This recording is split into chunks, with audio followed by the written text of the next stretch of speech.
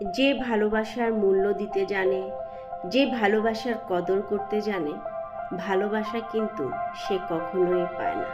সে মন থেকে ভালোবাসে, সে ভালোবেসে আঁকড়ে থাকতে চায়, বাঁচতে চায়, ভালোবাসার জন্য সর্বোচ্চ চেষ্টা করে, প্রয়োজনে নিজের জীবনটা দিতেও রাজি হয়। তারপরও ভালোবাসার মানুষটিকে ছাড়া থাকতে রাজি হয় না। তার জীবনটাই চলে যায় ভালোবাসা খুঁজতে খুঁজতে। দুনিয়ার মানুষগুলো বহুরূপী, যেমন অসৎ লোকের শক্তি বেশি, সৎ লোকের কষ্ট বেশি, হারামের আরাম বেশি, মিথ্যে কথায় মধু বেশি, সত্যি কথায় তিতা বেশি। এই দুনিয়াতে ভালোবাসাটা কোথাও খুঁজে পাওয়া যায় না, খুব কম। এখন বর্তমান দিনে কোথাও ভালোবাসা খুঁজে পাওয়া যায় না। যেদিকেই তাকাই সেদিকেই শুধু স্বার্থ আর স্বার্থ, স্বার্থ আর অর্থ ছাড়া কেউ ঘুরেও তাকায় না। দুনিয়ার মানুষগুলো জানি কেমন হয়ে গেছে।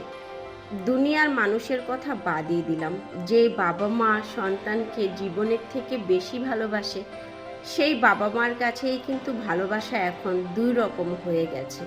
যে সন্তান ইনকাম করে বেশি টাকা দেয়, তার গুণগানটাই বেশি গায়, তাকেই কিন্তু সব থেকে বেশি ভালোবাসে। কথাটা শুনতে খারাপ শোনা গেলেও এটাই বাস্তব। যেই ভাইকে, যেই বোনকে আপনি দিতে পারবেন, করতে পারবেন, খাওয়াইতে পারবেন, দেখবেন সেই ভাই বোনেই কিন্তু আপনাকে মাথায় নিয়ে নাচবে। আর আপনি দিতে পারবেন না, খাওয়াইতে পারবেন না, ভুলে যাবে এটা যে রক্তের সম্পর্ক, এখানে যে কিছু আছে, দায়িত্ব, কর্তব্য, এগুলো সব ভুলে যাবে। এখানে তো বাবা মাই টাকার কারণে, স্বার্থের কারণে পরিবর্তন হয়ে যায়।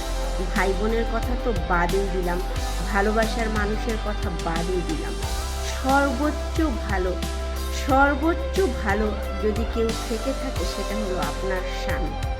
একবার হাতটা ধরলে মৃত্যুর আগ পর্যন্ত আপনার হাতটা ছাড়বে না। সে কখনোই স্বার্থ খোঁজে না, অর্থ খোঁজে না, কোনো কিছুই সে খুঁজে না।